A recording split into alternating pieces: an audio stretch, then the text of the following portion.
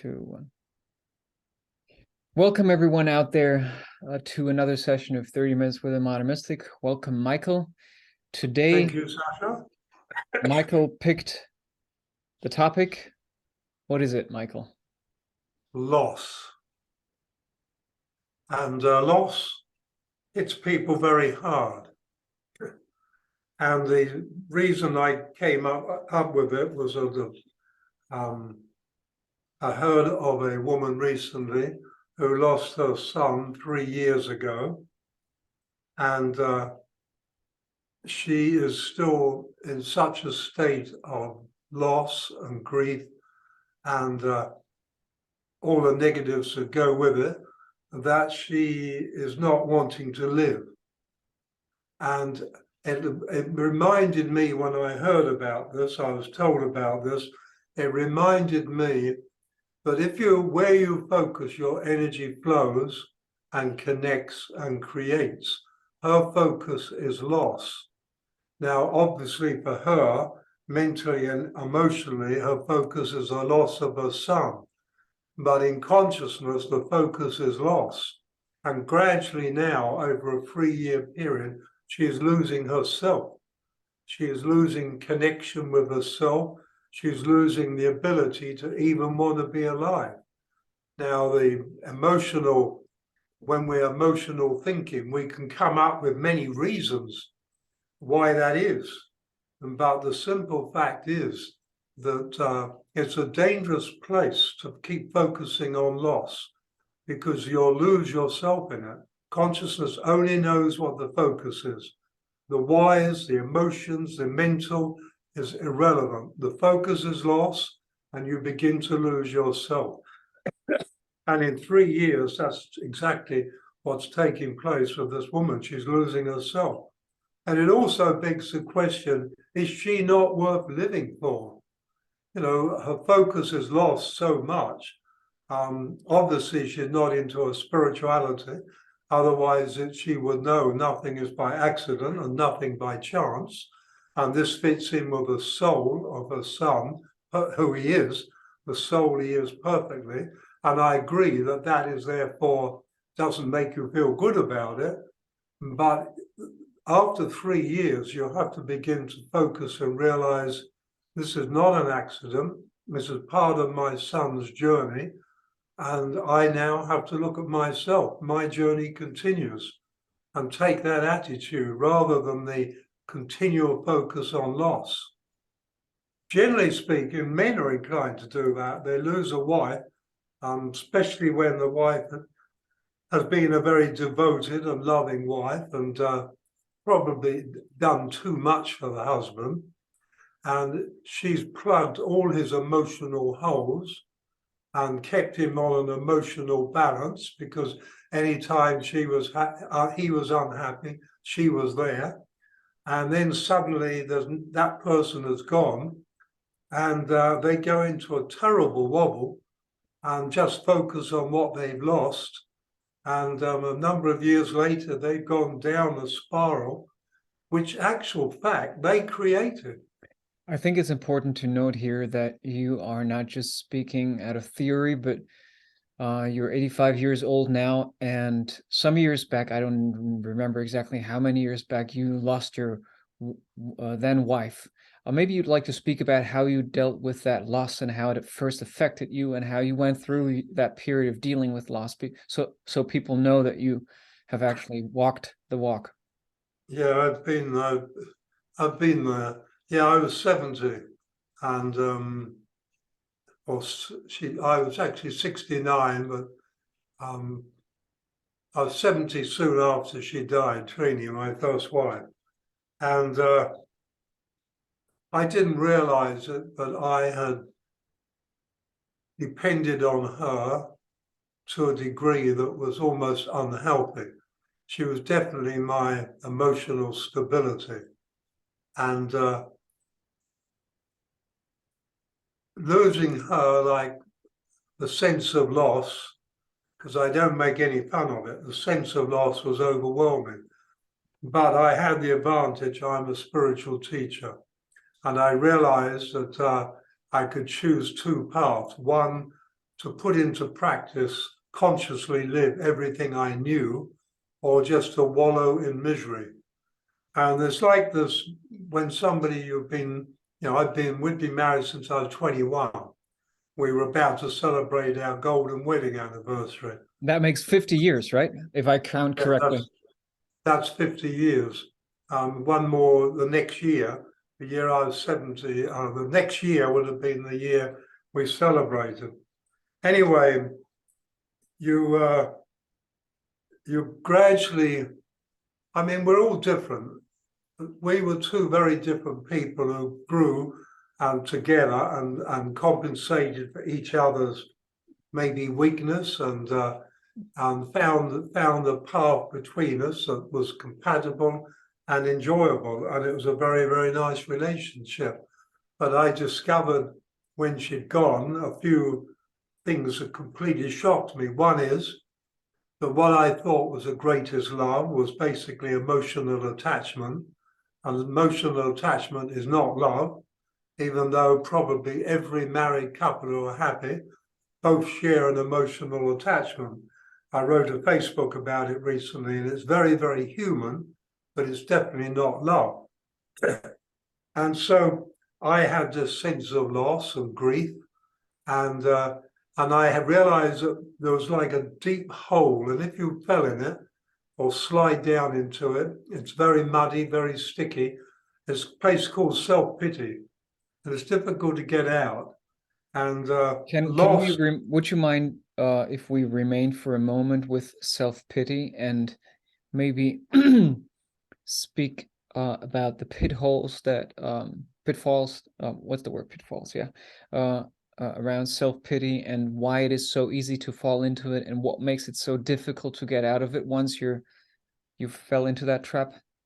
Well, self-pity is really, you can pity yourself just for being alive. It's not necessarily accompanied by somebody who dies. So self-pity is basically a seriously self-victimization place to go. And there's a lot of people go there. They feel sorry for themselves. It's like the old adage, Murphy's Law, if anything can go wrong, it will go wrong at the worst possible time.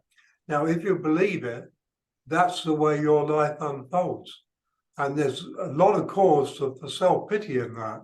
Whereas my adage is life loves you, and anything that can go right will go right at the most perfect possible time. Now, if you believe that one, your life's going to be very different. No self-pity in there. You get to hang out with people like me. I get to hang out with people like you who are slightly Fruit Loop.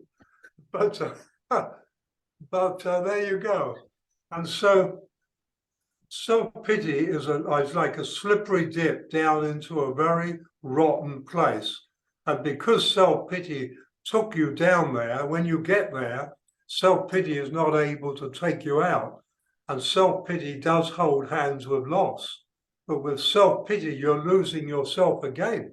It's another way of losing yourself. Before we continue on your journey of dealing with it, I would like to spend a couple more moments on self-pity, because I think it is such a strong obstacle on so many people's path. And it's almost, as I can speak from my own experience, when I had those moments of being tempted towards self-pity, it's almost magnetic, the attraction of self-pity. It's like it seems like it is our natural response. So I'm wondering, is it, in your perspective, something that we have been conditioned into?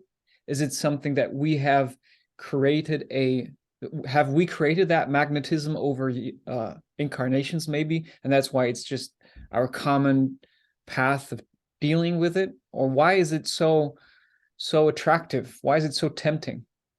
Well, it's the poor me syndrome. And I think we've all had some pretty hard incarnations, and we've all died in some pretty unpleasant ways and places and situations. And all that tends to feed that poor me syndrome. And poor me and self-pity are exactly the same thing. And And if you've got parents who never go there, it's unlikely the children and therefore the following generation will never go there. If you've got parents who go there, it's very likely the children will go there and grow up and pass it on. And so you get some families that literally pass it on. And Carolyn's mother was poor me. If only we had, poor me. But Carolyn didn't take it on, never did take it on. But her sister took it on to a degree. And so she sort of, the sister lived out the poor me a bit more. Carolyn didn't do it at all. It's not necessarily you have to inherit it, but the tendency will be there because you choose who you incarnate to. And so if you've got poor me parents, then the challenge is not to go there and to, because you've been there before. And so anyway, I don't want to get lost in this. So self-pity and poor me go together. And you know, for a lot of people, you've only got to be kicked too many times in a week, and they're into poor me and self-pity. Some you could kick, another you could kick for a year, and they never go there. They Right. just, so it's very much inclined toward our attitude and our relationship to ourselves. Right. Okay. You know, So if you've got,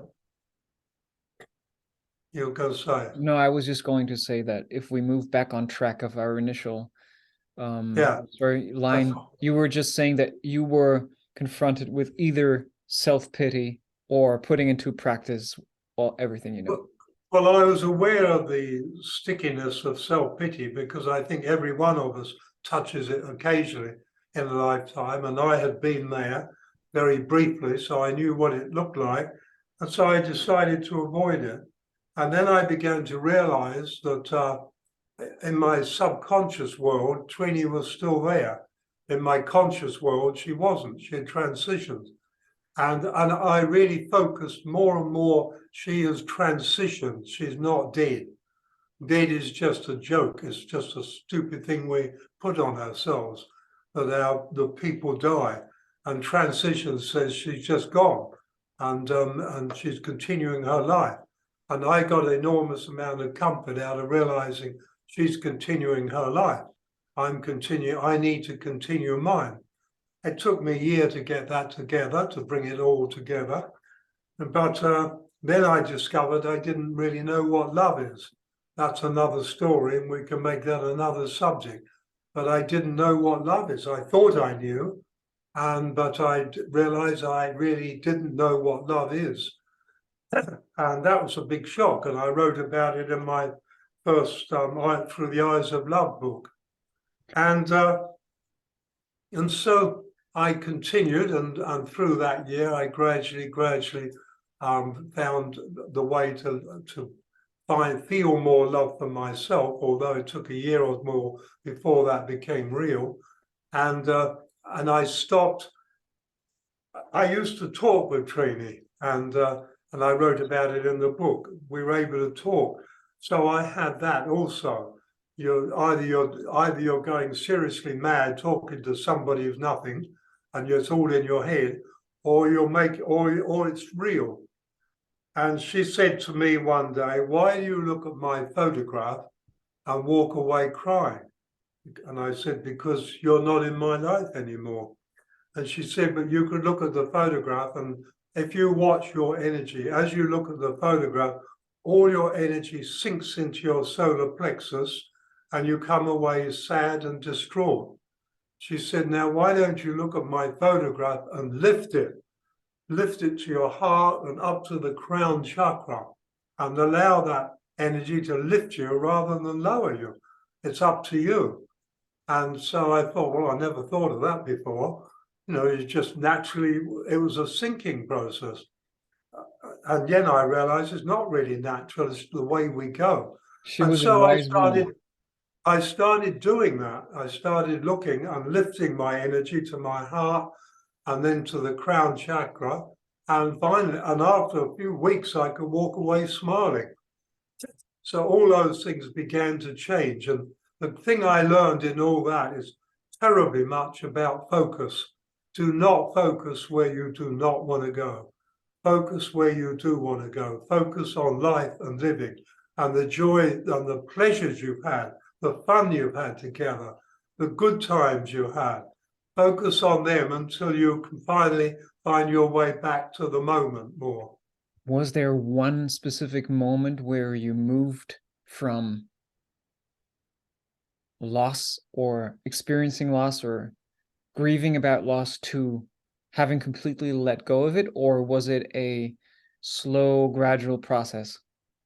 It was a slow process, and for me, there were metaphysical experiences involved, and each one of them did make quite a big difference. I wrote about it in that book to help people who are experiencing loss and grief. Which book is that? So just so people could purchase Through it. the Eyes of Love, Book 1. Okay.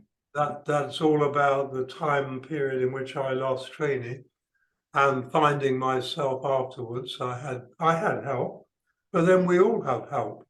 If we go into the heart and ask for help, we get it. If we cry out in fear, I don't want this, I want it to go away, that doesn't work. Because when we ask for help, what is asking? Fear is asking for help, or love is asking for help? If I look at loss and that state of mind or state of being when you are just absolutely absorbed by the loss you're feeling, then what I see is the bigger the attachment to either the person or the story that you shared with that person or the expectations that you've had surrounding that person. In any case, the bigger those attachments, the stronger the loss you experience. Now, what would you say to someone who is on their spiritual path? Because otherwise they wouldn't be watching this video. But let's say their partner just died, their child just died, whoever, someone very close and dear, and they feel that they're really in a dark place and are feeling that loss terribly. Is it a good way to look at those attachments and realize that, oh my God, it's the loss of those attachments? Well, it's one that one can't be flippant about this or make light of it, because those attachments are what we consider to be love. And we've considered all our life that is love. And yet there is love there, but it's a human love, and the attachment part is human emotion. And so we have this dichotomy of human love, which is higher, and the emotional attachments, which come from a lower place. And I think one of the things to do is assure yourself that this is a transition for that person. They're not dead. And if you really love them, you'll be happy for them, because their life is now seriously improving. I mean, it might have been a pretty bad time for quite a long while, but their life is now on the up and up and improving. They're moving out of the illusion, out of the lie, away from the heavy physical or any body pain or disease. They've left all that behind, and they're now moving into a beautiful place. And this is if they're on their spiritual journey, particularly. And so I found that if I focused on that, I could draw pleasure from that. That made me feel good. And when I felt good for her, I realized that all my pain came from focusing on my loss, what I had lost, what we didn't have together anymore. And then you realize, okay, I have to let go of that. I have to let go of that. There's a different way of life starting now. And if it's perfect for her, then it must be perfect for me, even though this perfection feels terrible. It must be perfect for me as well. If it's perfect for her to move on, and it always is, then this is perfect for me. This is an opportunity to grow into a place I've never been before. away from attachment into a space of freedom. And that's the gift in it. There's always a gift, but we get so caught up in the loss. And the gift, yes, it's gift wrapped in barbed wire and cut glass, and it's terribly painful to unwrap. But if you unwrap it right to the center, there will be a gift there for you.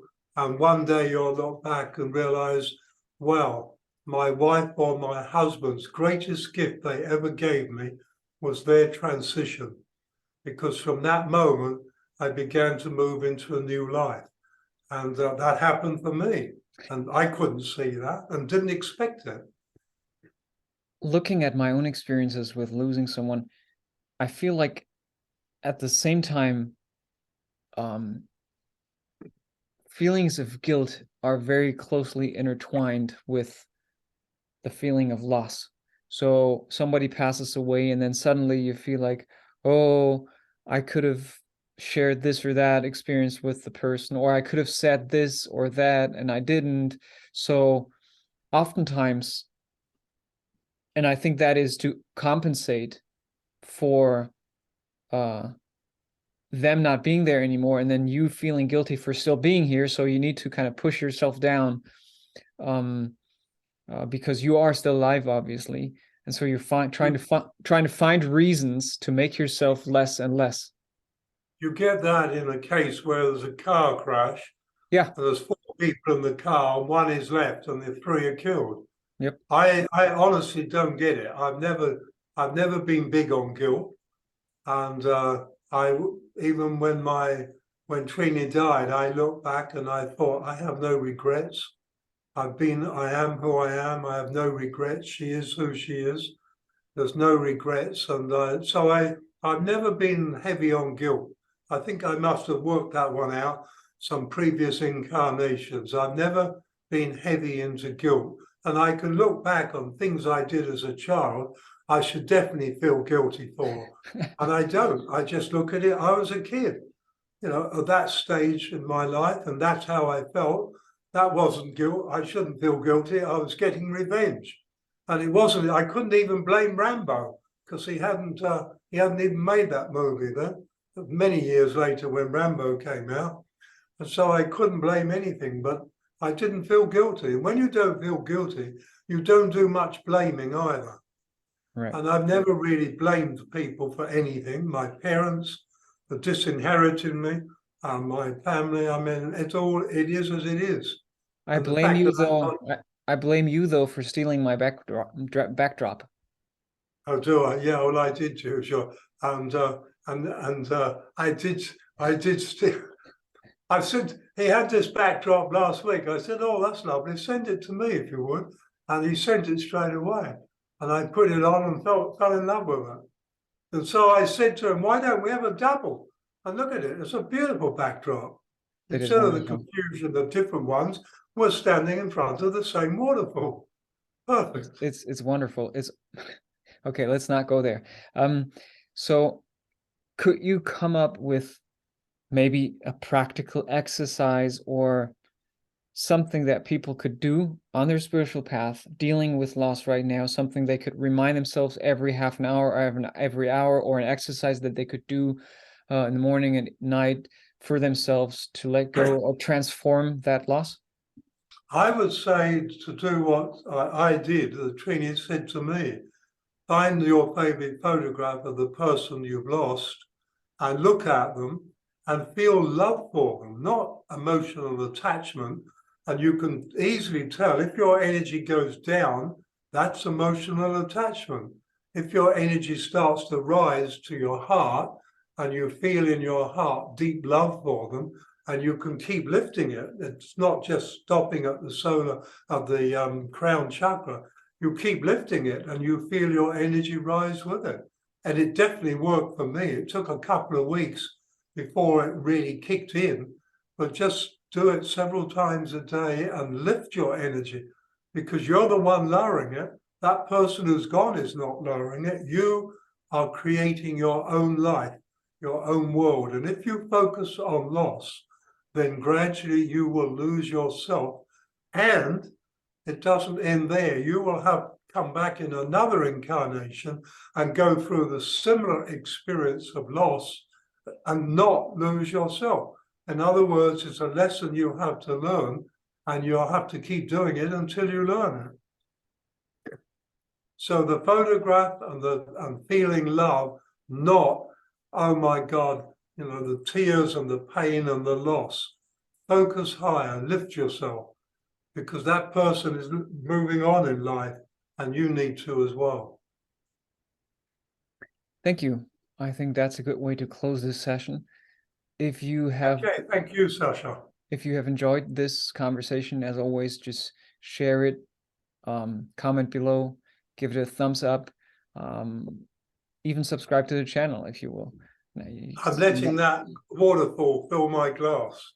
Yep. See you on the other side. I hope not. Au revoir.